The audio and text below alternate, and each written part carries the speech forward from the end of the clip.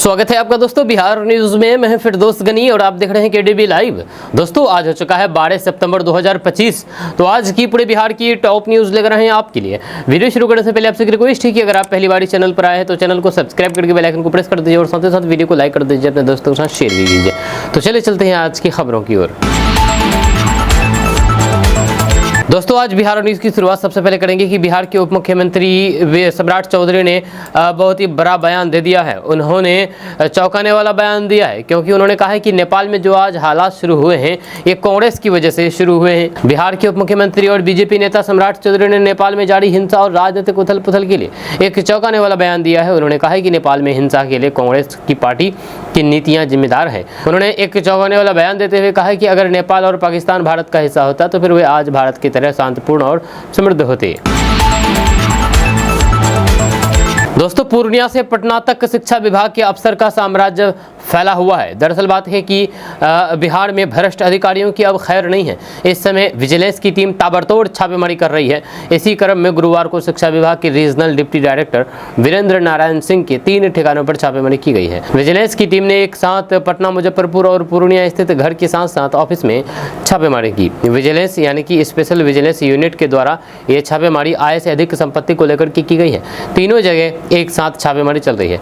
Team ना किसी को बाहर जाने दे रही है और ना किसी को अंदर आने दे रही है। शिक्षा विभाग के डिप्टी डायरेक्टर के मुजफ्फरपुर वाले ठिकानों पर भारी मात्रा में कैश मिलने की सूचना मिल रही है। इसे गिनने के लिए मशीनें मंगवाई गई है। इसके अलावा पटना में एक झोले से भरा बैग मिला है। जो ये नोट 500 के हैं। वहीं पर पूर्णिया में वीरेंद्र नारायण की 5 करोड़ की कोठी पर कार्रवाई चल रही है। इस कोठी में कई बेडरूम है, अंदर एक गार्डन भी है जहाँ साफ सफाई और फिर देखभाल के लिए 5 लोगों को भी रखा गया है। दोस्तों एक खबर सामने आई है। हालांकि यह खबर बिहार की नहीं बल्कि उत्तर प्रदेश से है। दरअसल उत्तर प्रदेश के बदायूं जिले की एक हैरान कर देने वाली खबर सामने आई है। यहाँ पर एक महिला जिसकी शादी को 32 साल हो चुके हैं और जो 9 बच्चों की मां है वह अपने पति को छोड़ करके प्रेमी के साथ आज फरार हो गई। जब महिला के 9 बच्चों में से 3 की शादी भी हो चुकी है। ये पूरा मामला बदायूं के उसेहत थाना क्षेत्र के एक गाँव का है। वहीं पर पीड़ित पति ने अपने पत्नी को वापस लाने के लिए पुलिस में शिकायत दर्ज कराई है। जानकारी के मुताबिक महिला कासगंज जिले के बहरिया गांव के रहने वाले पप्पू नाम के एक शख्स के संपर्क में आई। धीरे धीरे दोनों की नजदीकियां बढ़ी और फिर ये रिश्ता प्यार में बदल गया। आधी उम्र में चढ़ा ये प्यार इतना गहरा हो गया कि दोनों ने साथ जीने मरने की कसमें खा ली। जब प्यार के चक्कर में महिला ने अपने पति और फिर पूरे परिवार को छोड़ दिया और प्रेमी के साथ चले गए। जब पीड़ित पति ने पुलिस से अपनी पत्नी को वापस लाने की गुहार लगाई, पुलिस ने महिला को ढूंढ निकाला और फिर अदालत में पेश किया गया। अदालत में महिला ने प्रेमी के साथ जाने की बात कही, जिसके बाद पुलिस ने उसे प्रेमी के साथ भेज दिया। पीड़ित पति का आरोप है कि उसने मेहनत मजदूरी करके 4 बीघा जमीन खरीदी थी और उसे अपनी पत्नी के नाम कर दिया था। अब उसकी पत्नी के साथ साथ उसकी जमीन भी चली गई है। इतना ही नहीं, पति का यह भी आरोप है कि उसकी पत्नी अपनी बहू के गहने और फिर अपनी 10 साल की बेटी को भी अपने साथ ले गई है। अब पति अपनी गलती पर पछता रहे हैं कि उसने अपनी मेहनत की कमाई अपनी पत्नी के नाम क्यों कर दी।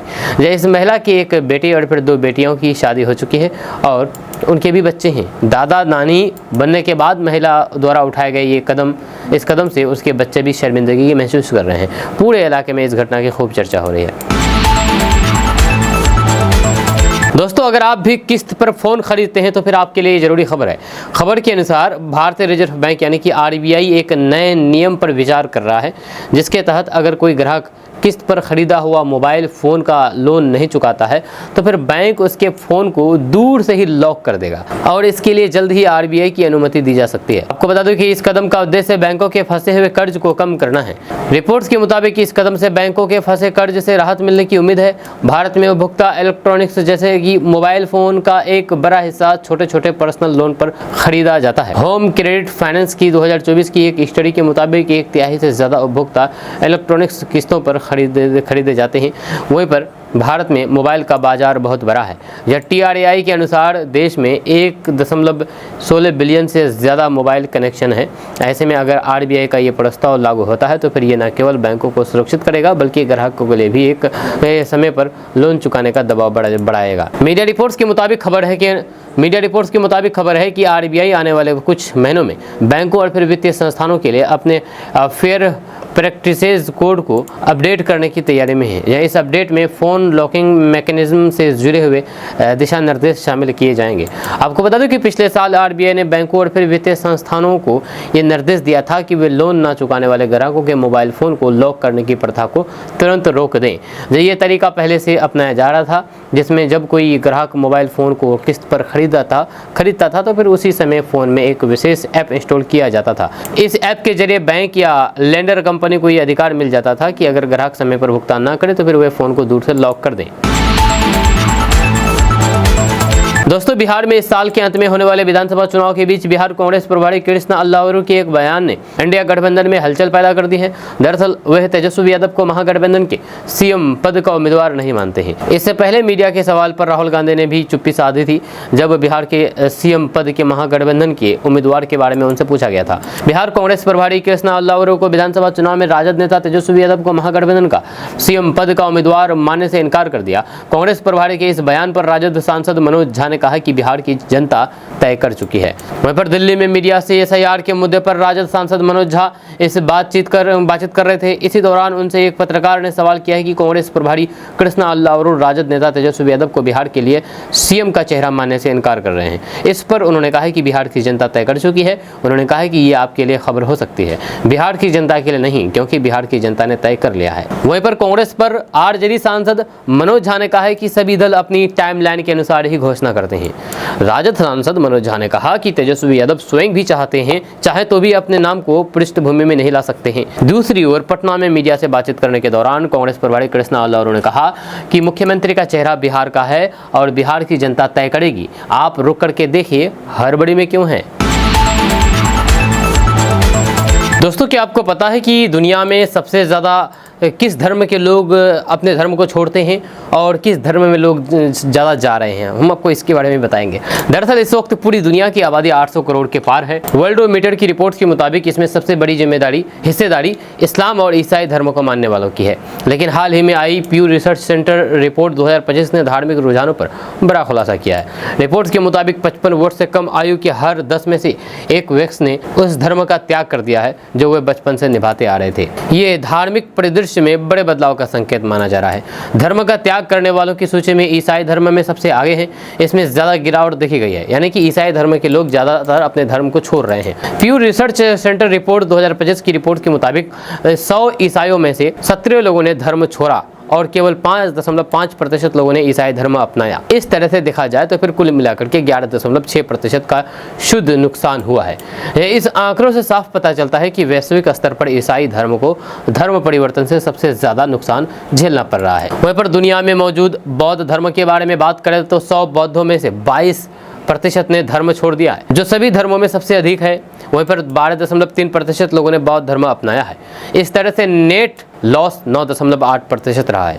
बौद्ध धर्म की रिटेंशन रेट केवल 78% है, जो इसे अनुयायियों को बनाए रखने में सबसे कमज़ोर बनाता है। पर दुनिया में जहाँ पर कई धर्म के लोग अपने मूल धर्म का त्याग कर रहे हैं, तो वहीं पर इस्लाम और हिंदू धर्म में धर्म परिवर्तन की दर बहुत कम है। यह धर्म छोड़ने और अपनाने वालों की संख्या लगभग बराबर है। यह इस स्थिरता के पीछे सामाजिक सांस्कृतिक मजबूती और फिर पारिवारिक प्रतिबद्धता मुख्य कारण मानी जा रही है। प्यू रिसर्च रिपोर्ट ने धर्म परिवर्तन पर एसडीआई के बीच सीधा संबंध बताया है।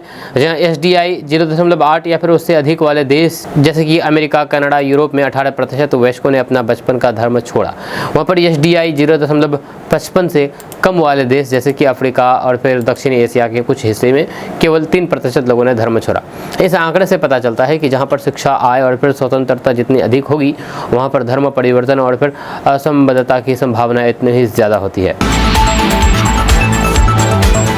बिहार विधानसभा चुनाव में महागठबंधन में शामिल होने के लिए असदुद्दीन ओवैसी की पार्टी एआईएमआईएम जोर आजमाइश कर रही है। असदुद्दीन ओवैसी की पार्टी के विधायक एवं बिहार अध्यक्ष अख्तरुल ईमान गुरुवार को पटना में अपने समर्थकों के साथ ढोल लेकर के आरजेडी के नेता तेजस्वी यादव के आवास तक पहुंच गए। उन्होंने लालू यादव, तेजस्वी यादव के कानों को खोलकर गठबंधन के लिए दरवाजे खोल जैसे नारे लगाए। अख्तरुल ईमान ने कहा है कि हमने कई बार गठबंधन के लिए आरजेडी को प्रस्ताव दिया, लेकिन उसे अनसुना कर दिया गया। हम कोई सीएम या फिर मंत्रालय नहीं मांग रहे हैं बल्कि सिर्फ 6 सीटें मांग रहे हैं। वहीं पर एआईएमआईएम के बिहार चीफ अख्तर उल ईमान ने गुरुवार को मीडिया से बातचीत में कहा कि जो परिस्थितियां साल 2005 के चुनाव में बनी थी वही इस बार 2025 के चुनाव में बन रही है। जब उस समय रामविलास पासवान के बगैर सरकार नहीं बन सकती थी, उन्होंने प्रस्ताव दिया था कि किसी मुस्लिम चेहरे को मुख्यमंत्री बना दिया जाए तो वे समर्थन दे देंगे। अब 2025 विधानसभा चुनाव में भी वैसे ही स्थिति बन रही है। उन्होंने लालू प्रसाद, तेजस्वी यादव को चेतावनी देते हुए कहा है कि अगर उन्होंने एआईएमआईएम का साथ नहीं लिया तो फिर आगामी चुनाव में वोट बिखर जाएंगे और फिर सांप्रदायिक शक्तियों की हार नहीं हो पाएगी। अख्तर उल ईमान ने कहा है कि हम गठबंधन की सरकार बनाना चाहते हैं, तेजस्वी उसके नेता रहेंगे। ये मुसलमानों का वोट लेना चाहते हैं लेकिन मुस्लिमों को प्रतिनिधित्व में आगे नहीं बढ़ने देना चाहते हैं। यही वजह है कि पिछले दिनों गठबंधन के लिए जो प्रस्ताव दिए गए उस पर कई बार तेजस्वी यादव ने कहा है कि हमने नहीं सुना और फिर लेटर नहीं मिला, इसलिए आज उनके दरवाजे तक ढोल बजा करके लेटर देने के लिए आए हैं। वहीं पर आरजेडी द्वारा पूर्व में एआईएमआईएम के 4 विधायकों को तोड़ करके अपने पाले में करने की बात का जिक्र करते हुए अख्तर उल ईमान ने कहा कि बिहार में सांप्रदायिक की शक्तियों को हटाने के लिए हम इतने गंभीर हैं कि हमारे सीने पर खंजर घोंपा गया, फिर भी हम उनके साथ हाथ मिलाने के लिए तैयार हैं। वह नुकसान हमें हुआ है लेकिन हम बिहार की जनता को नुकसान नहीं होने देना चाहते हैं। आपको बता दें कि असदुद्दीन ओवैसी की पार्टी की सीमांचल क्षेत्र में अच्छी पकड़ है। 2020 में बिहार की विधानसभा चुनाव में एआईएमआईएम ने सीमांचल की 5 सीटों पर जीत दर्ज की थी। अख्तर उल ईमान भी पूर्णिया जिले के अमोर विधानसभा सीट से विधायक बने थे। हालांकि जून 2022 में अख्तर उल ईमान को छोड़कर इस पार्टी के सभी विधायक तेजस्वी यादव के साथ चले गए।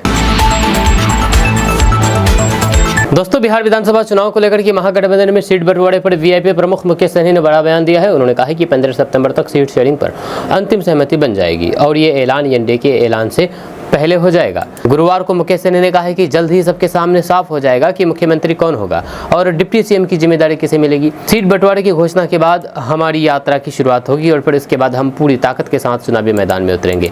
वहीं पर मुकेश सहनी ने सीपी राधाकृष्णन को उपराष्ट्रपति बनने पर शुभकामनाएं देते हुए कहा कि उन्हें ढेर सारी बधाई और फिर शुभकामनाएं। हम उम्मीद करते हैं कि देश का मौजूदा माहौल लोगों की अंतरात्मा को जगाएगा और फिर सही दिशा में निर्णय लेने के लिए प्रेरित करेगा। वहीं पर आरजेडी की माई बहन योजना को लेकर के उठ रहे सवालों का जवाब देते हुए मुकेश सहनी ने कहा है कि हम पूरी ईमानदारी से काम कर रहे हैं। सरकार बनने के बाद सभी योजनाओं को पारदर्शिता और जिम्मेदारी के साथ लागू किया जाएगा, ये हमारा कर्तव्य है। उन्होंने कहा कि वीआईपी की यात्रा और फिर चुनावी अभियान की शुरुआत सीट बंटवारे और फिर रणनीति के फाइनल होने के बाद ही होगा।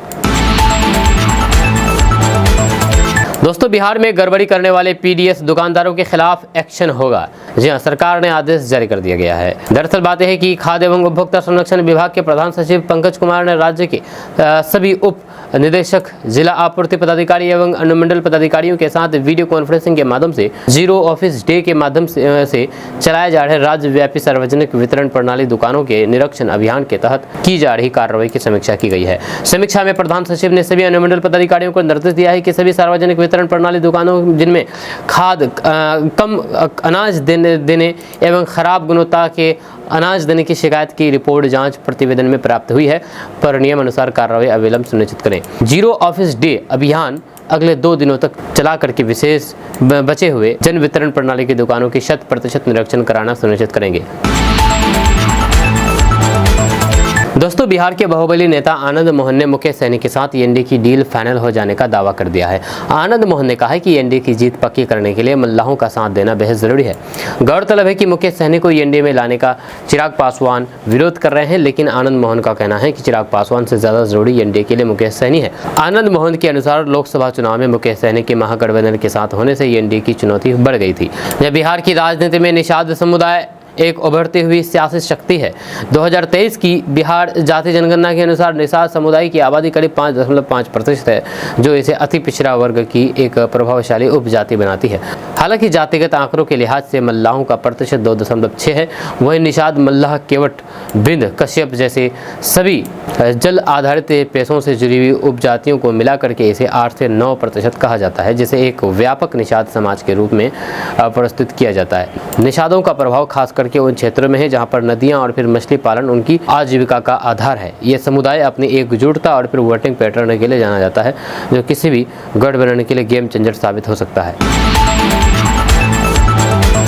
दोस्तों, देश के बड़े नेता और कांग्रेस सांसद राहुल गांधी की सिक्योरिटी को लेकर के सनसनीखेज खबर सामने आई है। सीआरपीएफ के वीवीआईपी सिक्योरिटी प्रमुख सुनील जून ने कांग्रेस अध्यक्ष मल्लिकार्जुन खड़गे और फिर राहुल गांधी को एक सख्त पत्र लिखा है। इसमें राहुल गांधी पर Z+ सिक्योरिटी के नियम तोड़ने और गंभीरता न बरतने का गंभीर आरोप लगाया है। सीधे शब्दों में कहे तो राहुल गांधी अपनी जान की सुरक्षा को लेकर के लापरवाही बरत रहे हैं, जिससे सिक्योरिटी एजेंसियां परेशान हैं। सीआरपीएफ के वीवीआईपी सिक्योरिटी के प्रमुख सुनील जून ने 10 सितंबर को ये पत्र लिखा है। पत्र में सीआरपीएफ वीवीआईपी सुरक्षा प्रमुख ने राहुल गांधी के रवैये की शिकायत की है। सुनील जून ने आरोप लगाया है कि राहुल गांधी अपनी सिक्योरिटी को लेकर के गंभीर नहीं बरत रहे हैं। राहुल गांधी Z+ कैटेगरी की सिक्योरिटी में है, जिसमें एविएशन सिक्योरिटी लायजन शामिल है। देश की सबसे टाइट सिक्योरिटी में रहते हैं। राहुल गांधी ये देश की सबसे ऊंची सिक्योरिटी कैटेगरी में है, जिसमें सशस्त्र कमांडो, बुलेट प्रूफ गाड़ियां और फिर स्टेट पुलिस का समन्वय होता है। लेकिन राहुल गांधी उनके नियमों यानी कि सीआरपीएफ की येलो बुक प्रोटोकॉल का पालन नहीं कर रहे हैं, खास तौर पर बिना बताए विदेश यात्रा पर जाने के मामले में। दोस्तों, चुनाव आने वाले हैं और इस चुनाव में उड़न खटोले आपको जगह जगह दिख जाएंगे, यानी कि हेलीकॉप्टर। लोग हेलीकॉप्टर से आएंगे चुनाव प्रचार करने के लिए। लेकिन सवाल है कि आखिर एक हेलीकॉप्टर कितने रुपए में किराए पर मिलता है, और किस पार्टी ने कितने उड़न खटोले बुक किए हैं, ये भी हम बताएंगे। दरअसल जैसे जैसे बिहार विधानसभा चुनाव नजदीक आ रहे हैं, राजनीतिक दलों ने प्रचार अभियान को तेज कर दिया है। इस बार चुनाव प्रचार का सबसे अहम हथियार बन गए हैं हेलीकॉप्टर।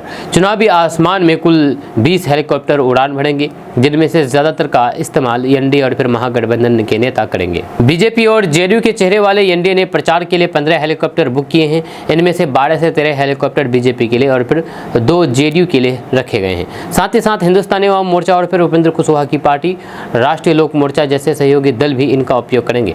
एनडीए नेताओं से प्रतिदिन 14 से 15 हेलीकॉप्टर के इस्तेमाल की उम्मीद है, जिनमें अधिकतर बीजेपी नेताओं के लिए होंगे। विपक्षी गठबंधन इंडिया ब्लॉक ने कुल 5 हेलीकॉप्टर बुक किए हैं। इनमें कांग्रेस और फिर आरजेडी ने 2-2 हेलीकॉप्टर अपने नेताओं के लिए आरक्षित किए हैं। वहीं पर विपक्षी दल सीमित संसाधनों के बावजूद भी हेलीकॉप्टरों का सहारा लेकर के अधिक से अधिक विधानसभा क्षेत्र तक पहुंचने की रणनीति बना रहे हैं। वहीं पर हेलीकॉप्टर किराए पर लेना सस्ता सौदा नहीं है। एक सिंगल इंजन हेलीकॉप्टर का खर्च 1 से 2 लाख रुपये प्रति घंटा आता है, जबकि डबल इंजन हेलीकॉप्टर 3 से 4 लाख रुपए प्रति घंटा तक पहुंचता है। चुनावी मौसम में किराया और बढ़ जाता है। सिंगल इंजन के लिए लगभग 25% और डबल इंजन के लिए 100% का चुकाना पड़ता है। जहाँ वहीं पर बुक करने वाले नेताओं को 3 घंटे का न्यूनतम शुल्क और उस पर 18% GST देना पड़ता है। जब पटना एयरपोर्ट स्थित ग्लोबल फ्लाइट सर्विसेज के प्रबंधक देवेंद्र कुमार ने बताया है कि इस बार चुनाव प्रचार के लिए हेलीकॉप्टर की संख्या पिछले चुनाव से लगभग 3 गुना अधिक है। 2020 के चुनाव में कोविड-19 महामारी के चलते इनका इस्तेमाल सीमित था, लेकिन अब हेलीकॉप्टर राजनीतिक दलों की पहली पसंद बन गए हैं। वहीं पर चुनाव प्रचार में हेलीकॉप्टर न केवल यात्रा का साधन है, बल्कि भीड़ जुटाने का एक आकर्षण भी माने जाते हैं। कई बार जब रैली में भीड़ कम होती है तो फिर नेता पायलट से कुछ समय के लिए हेलीकॉप्टर को उड़ान भरने का अनुरोध करते हैं, ताकि माहौल बनाया जा सके। वहीं पर कुछ मामलों में ये रैली में सेलिब्रिटी को बुलाने जैसा है, जिसके दम पर भीड़ को इकट्ठा किया जा सके। इसके अलावा ऑर्केस्ट्रा भी भीड़ जुटाने का एक सस्ता साधन है। बिहार विधानसभा चुनाव को लेकर के सियासी हलचल तेज है। एनडीए और महागठबंधन में सीट शेयरिंग और फिर सीएम फेस को लेकर के माथापेची जारी है। एनडीए ने जहां पर सीएम नीतीश कुमार के नेतृत्व में चुनाव लड़ने का ऐलान किया है, तो फिर वहीं पर महागठबंधन में अब तक को फाइनल नहीं है। वहां पर राजद नेता और कार्यकर्ता सहित खुद तेजस्वी यादव खुद को सीएम फेस घोषित कर चुके हैं, लेकिन कांग्रेस की ओर से अब तक इसको लेकर के कोई भी आधिकारिक बयान जारी नहीं किया गया। वहीं पर कांग्रेस नेता राहुल गांधी सहित कांग्रेस के तमाम नेता इस मामले में फिलहाल चुप्पी साधे हुए हैं। इसी कड़ी में कांग्रेस प्रभारी कृष्ण अल्लावरे ने बड़ा बयान दिया है। उन्होंने कहा कि बिहार की जनता तय करेगी कि सीएम कौन होगा। वहीं पर अब कांग्रेस प्रभारी के बयान पर जदयू प्रवक्ता ने बड़ा हमला बोला है। जदयू प्रवक्ता अभिषेक झा ने कहा है कि ये तेजस्वी यादव का बड़ा राजनीतिक दुर्भाग्य है कि 2020 के विधानसभा चुनाव में महागठबंधन ने उनका चेहरा स्वीकार कर लिया था, लेकिन 2025 के विधानसभा चुनाव के लिए सभी दल उनसे कन्नी काट रहे हैं। उन्होंने आगे कहा है कि जब किसी गठबंधन को अपने नेता के चेहरे पर भरोसा विश्वास नहीं होगा, तो फिर भला बिहार की जनता कैसे भरोसा कर सकती है। कांग्रेस प्रभारी कृष्ण अल्लावरे ने साफ तौर पर कहा है कि बिहार के लोग बिहार का मुख्यमंत्री चुनेंगे। राष्ट्रीय जनता दल यानी कि आरजेडी के लोग ये उदाहरण दे रहे हैं कि अगर कांग्रेस पार्टी ने हाँ नहीं कहा तो ना भी तो नहीं कहना है। वहीं पर अभिषेक झा ने आगे कहा कि ऐसी स्थिति में एक गाना समझ आता है, वैसे तो तेरी ना में भी मैंने ढूंढ ली अपनी खुशी, तू अगर हाँ कहे तो बात होगी और भी। उन्होंने कहा कि राष्ट्रीय जनता दल यानी कि आरजेडी की इतनी विकट परिस्थिति कभी नहीं होगी। आपको बता दें कि कांग्रेस के किसी भी वरिष्ठ नेता की ओर से अब तक तेजस्वी यादव को सीएम फेस बनाए जाने को लेकर के सहमति नहीं जताई है। दोस्तों, बिहार विधानसभा चुनाव मुहाने पर दस्तक दे रहा है, लेकिन अभी तक सीट शेयरिंग को लेकर के ना तो एनडीए में सहमति बन पाई है और न ही महागठबंधन में सहमति बनी है। जब मंगलवार को बिहार चुनाव को लेकर के दिल्ली में कांग्रेस नेताओं की एक बैठक हुई, बैठक में तय हुआ है कि कांग्रेस किसी भी कीमत पर 70 से कम सीटों पर नहीं मानेगी। पार्टी ने दावा किया है कि राहुल गांधी की ओर अधिकार यात्रा से पूरे बिहार में माहौल बदल गया है, कांग्रेस कार्यकर्ताओं में उत्साह बढ़ गया है। महागठबंधन में इस पर मुकेश सहनी जुड़ गए हैं, इसलिए सीट बंटवारे का गुनागणित उलझ गया है। ऐसी स्थिति में कांग्रेस की तरफ से प्रियंका गांधी मोर्चा संभालती है। इससे पहले उन्होंने उत्तर प्रदेश में अखिलेश यादव के साथ सीट शेयरिंग का फॉर्मूला सेट किया था। कांग्रेस पार्टी बिहार में इस जिद पर अड़ गई है कि ना तो वह 70 सीट से कम पर राजी हो रही है और न ही तेजस्वी यादव को सीएम फेस घोषित कर रही है। वहीं पर राहुल गांधी और पप्पू यादव सीएम फेस को लेकर के टाल मटोल करते रहे हैं। वहीं पर अब कांग्रेस प्रभारी कृष्णा लावरे ने सीएम फेस को लेकर के सवाल पूछा तो उन्होंने सीधे से नकार दिया। दोस्तों, नेपाल में सोशल मीडिया पर रोक लगाने के बाद से हंगामा चल रहा है। युवाओं ने नेपाल सरकार के खिलाफ आंदोलन के बाद वहां स्थिति बदल चुकी है। सेना का शासन चल रहा है। इंटरनेट सेवा बंद होने से बिहार के लोगों को भी नेपाल में रह रहे स्वजनों से यानी परिजनों से संपर्क करने में कठिनाइयां हो रही है, जबकि वहां पर हुए हिंसक आंदोलन के बाद अपनों से संपर्क करने में परेशानी हो रही है। व्यापार की निगरानी भी ठप हो चुकी है। राजधानी पटना के कई बड़े उद्योगपति नेपाल में कारोबार फैलाए हुए हैं। सीमेंट और फिर स्टील फैक्ट्रियों से लेकर के होटल और फिर रेस्टोरेंट तक में साझेदारी पर निवेश किया जा रहा है। Bihar chamber of commerce and industries के अध्यक्ष सुभाष पटवारी ने बताया है कि यहाँ के कई उद्योगपति नेपाल में कारोबार कर रहे हैं। नेपाली उद्योगपति और फिर निवेशक के साथ मिलकर के वहाँ कई उद्योग स्थापित किए हैं। दोनों देशों के बीच व्यापारिक संबंध मजबूत होने से स्थानीय उद्योगपतियों को भी नए अवसर मिल रहे हैं, लेकिन वर्तमान घटनाक्रम से सभी सशंकित हो चुके हैं। लेकिन अब सवाल है कि अब उनके कारोबार का क्या होगा, निवेश रहेगा या डूब जाएगा। BIA के पूर्व अध्यक्ष राम डूब जाएगा, ये सवाल है। दोस्तों, रेलवे ने एक बड़ा फैसला लिया है। पटना कोलकाता गरीब रथ एक्सप्रेस का नाम बदल दिया गया है। बिहार के लोगों के लिए ये काफ़ी अच्छी खबर है। अब पटना कोलकाता गरीब रथ नाम बदल दिया गया है। इसके साथ ही इस ट्रेन की रूट और फिर टाइमिंग में भी बदला हुआ है। इसके बाद अब ट्रेन का विस्तार किया गया है कि जिससे कई यात्रियों को लाभ मिलेगा। दरअसल पटना कोलकाता गरीब रथ अब पटना जंक्शन से नहीं खुलेगी बल्कि आरा से खुलेगी। दरअसल आरा जंक्शन से यात्रा करने वाले यात्रियों के लिए खुशखबरी है। कोलकाता पटना गरीब रथ एक्सप्रेस का विस्तार आरा तक कर दिया गया है। अब ये ट्रेन नंबर 13127 या फिर 13128 से जानी जाएगी। रेलवे ने इस सेवा को अस्थायी रूप से लागू कर दिया है, जिससे न सिर्फ आरा बल्कि बक्सर और फिर उत्तर प्रदेश के यात्रियों को भी राहत मिलेगी। दोस्तों, बिहार विधानसभा चुनाव को देखते हुए महागठबंधन में सीट बंटवारे को लेकर के सरगर्मियां तेज हो गई है। इस बीच पटना में आरजेडी सुप्रीमो लालू प्रसाद यादव से मिलने नवादा जिले के कई लोग पहुंचे। ये सभी लोग हिसुआ विधानसभा से अपने पसंदीदा उम्मीदवार को टिकट देने की मांग कर रहे थे। इस मुलाकात का वीडियो अब सोशल मीडिया पर तेजी से वायरल हो रहा है। वहीं पर बिहार विधानसभा चुनाव जैसे जैसे नजदीक आ रहे हैं, राजनीतिक दलों में टिकट को लेकर के खींचतान तेज हो गई है। महागठबंधन में भी उम्मीदवार तय करने को लेकर के असमंजस की स्थिति में बनी हुई है। वहीं पर आरजेडी के प्रमुख लालू प्रसाद के पास हाल के दिनों में विभिन्न जिलों से कई प्रतिनिधिमंडल टिकट की मांग को लेकर के पहुंच रहे हैं। इस कड़ी में नवादा जिले के हिसुआ विधानसभा क्षेत्र से आए लोग भी टिकट के लिए लालू यादव से मिले।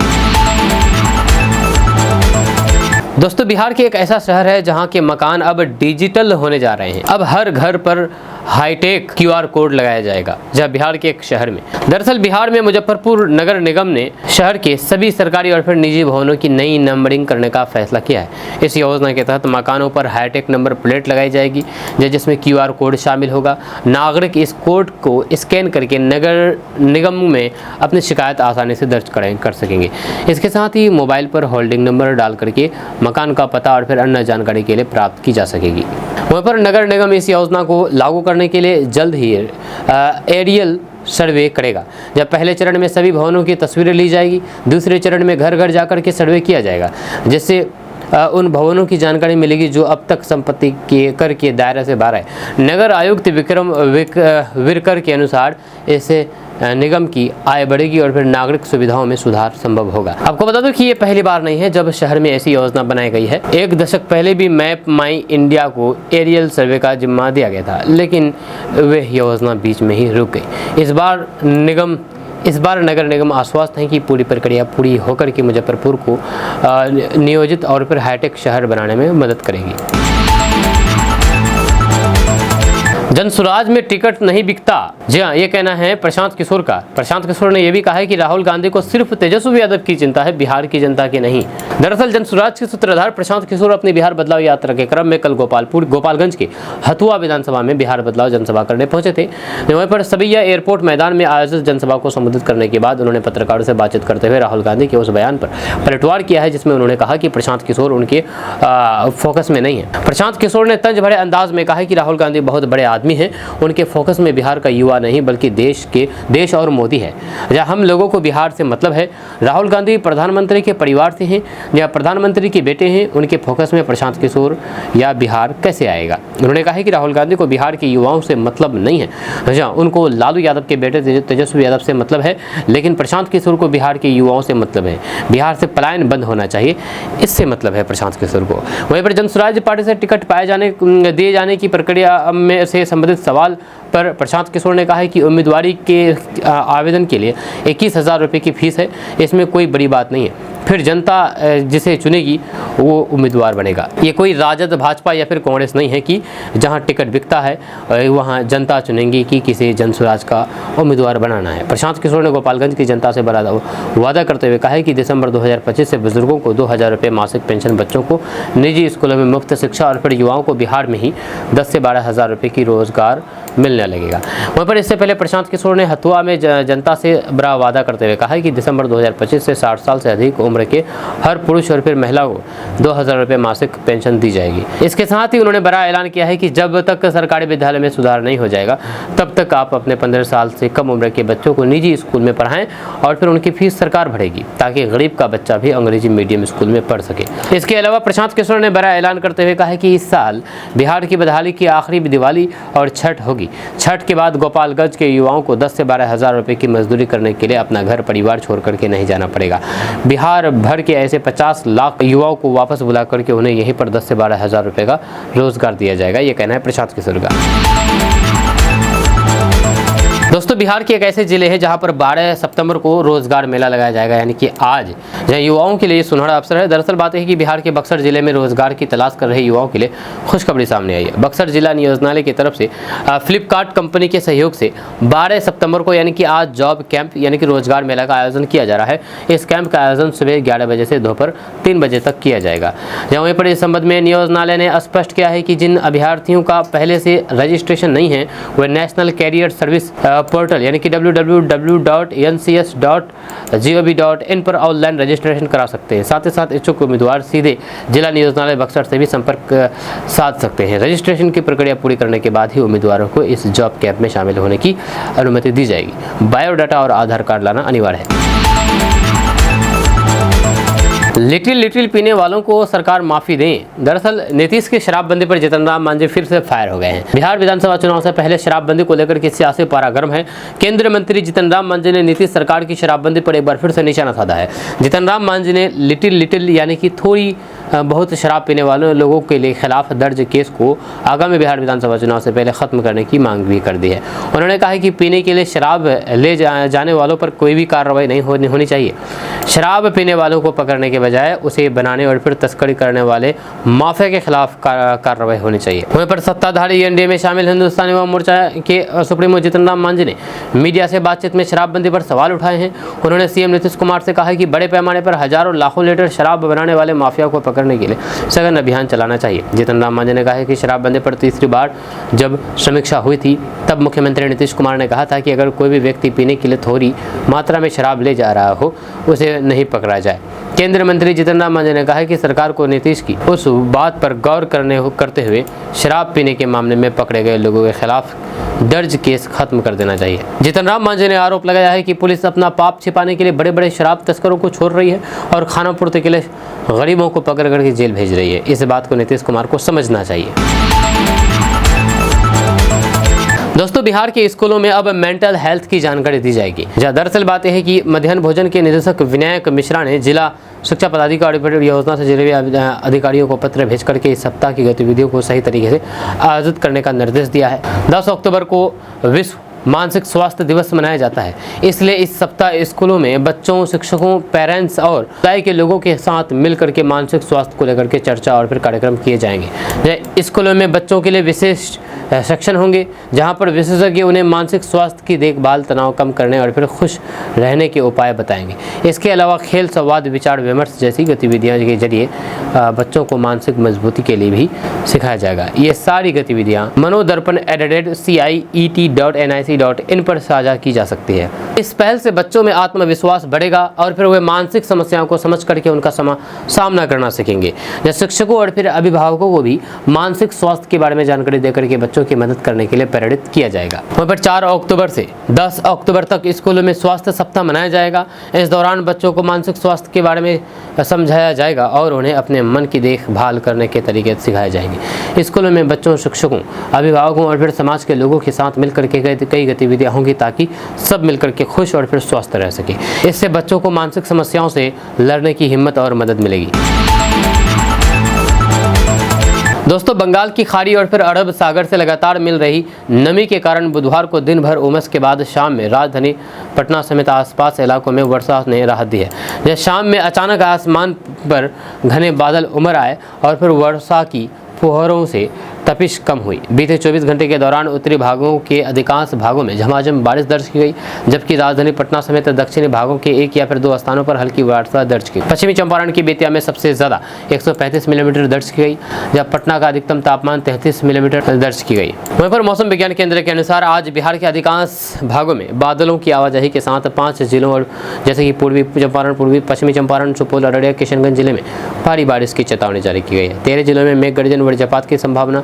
2 दिनों के दौरान अधिकतम तापमान में 2 से 3 डिग्री की गिरावट के आसार हैं। दोस्तों राहुल गांधी के एक फैसले से बिहार कांग्रेस में हलचल मच गई है। कई लोगों के टिकट की उम्मीदों पर ब्रेक लग गया है। जब बिहार में आगामी विधानसभा चुनाव 2025 से पहले कांग्रेस पार्टी में सियासी हलचल तेज होती जा रही है। राहुल गांधी के फैसले से जहां पर पार्टी की टिकट नीति में बड़ा बदलाव आया है, वहीं पर इसके कारण कई जिला अध्यक्षों की टिकट की उम्मीदें ठंडी पड़ गई है। वहीं पर राहुल गांधी ने साफ कर दिया है कि बिहार के जिला अध्यक्ष चुनाव नहीं लड़ेंगे, बल्कि उनका मुख्य फोकस पार्टी संगठन को मजबूत करने पर रहेगा। वहीं पर बीते कुछ महीने में भोपाल में कांग्रेस के संगठन सृजन अभियान की शुरुआत के दौरान राहुल गांधी ने स्पष्ट निर्देश दिए थे कि संगठनात्मक पदाधिकारी चुनावी मैदान में नहीं उतरेंगे। उनका मानना है कि यदि जिला अध्यक्ष चुनाव लड़ेंगे तो फिर वे पार्टी के संगठन को समर्पित नहीं रह पाएंगे और फिर सत्ता संबंधित समीकरणों के चलते गुटबाजी बढ़ेगी। साथ ही साथ कांग्रेस दिल्ली से भेजे गए ऑब्जर्वरों पर लगातार निगरानी रखेगी ताकि वे निष्पक्ष और फिर पारदर्शी ढंग से काम करेंगे। वहीं पर बिहार में जहां पर स्थानीय स्तर पर टिकट वितरण अक्सर जातीय समीकरण और फिर क्षेत्रीय लोकप्रियता के आधार पर होता है, ऐसे में जिला अध्यक्षों को टिकट नहीं दिए जाने से पार्टी में अंदरूनी असंतोष भी हो सकता है। कई जिला अध्यक्षों और फिर कार्यकर्ताओं ने अपने क्षेत्र में अपनी लोकप्रियता के बल पर टिकट की उम्मीदें लगा रखी थी। ये फैसला यदि कड़ाई से लागू होता हुआ तो फिर कई लोगों की उम्मीदें टूट जाएगी और फिर कांग्रेस को बिहार विधानसभा चुनाव में स्थानीय पार्टी कार्यकर्ताओं का समर्थन खोने का खतरा भी है। दोस्तों बिहार में तेजी से उद्योग धंधों को डेवलप करने का काम सरकार की तरफ से किया जा रहा है। जब कुछ दिनों पहले बिहार में 5 जिलों जैसे कि पटना, सिवान, बेगूसराय, सहरसा और मधेपुरा में इंडस्ट्रियल हब डेवलप करने का ऐलान किया गया। इन जिलों में इंडस्ट्रियल हब डेवलप करने के पीछे की वजह बिहार में मजबूत हो रहे रोड इंफ्रास्ट्रक्चर की बेहद खास भूमिका मानी जा रही है। वहीं पर बिहार में वैसे तो कई जिलों में रोड इंफ्रास्ट्रक्चर को मजबूत किया जा रहा है, लेकिन इन 5 जिलों पर बिहार सरकार का खास तौर पर फोकस है। जब पटना बख्तियारपुर में इंडस्ट्रियल हब डेवलप करने के लिए 500 एकड़ जमीन के लिए 219 करोड़ की स्वीकृति दी गई है। आपको बता दूं कि बख्तियारपुर से मोकामा के बीच करीब 44 किलोमीटर लंबे ग्रीनफील्ड 4 लेन हाईवे को चालू किया गया था। इससे पटना से मोकामा का सफ़र जो पहले 2.5 से 3 घंटे का था, अब मात्र 1 घंटे में पूरा किया जा रहा है। वहीं पर इस हाईवे के खुलने से बख्तियारपुर से मोकामा के बीच यात्रा का समय 2 घंटे से घट करके सिर्फ 30 मिनट रह गया है। जो इस हाईवे का सीधा लाभ न सिर्फ पटना और फिर मोकामा के यात्रियों को मिलेगा, बल्कि लखीसराय, बेगूसराय, मुंगेर, भागलपुर, जमुई, शेखपुरा, पूर्णिया और खगड़िया जिलों के लोगों के लिए भी यात्रा आसान हुई है। वहीं पर सीवान के मेरुआ में इंडस्ट्रियल हब के लिए 167 एकड़ जमीन के लिए 113 करोड़ की स्वीकृति मिली है। भारतमाला परियोजना के तहत राम जानकी पथ के 4 लेन विस्तार का कार्य किया जा रहा है। इसके बनने से न केवल अयोध्या और सीतामढ़ी के बीच यात्रा आसान होगी, बल्कि उत्तर बिहार की सड़क संरचना को नई रफ्तार भी मिलेगी।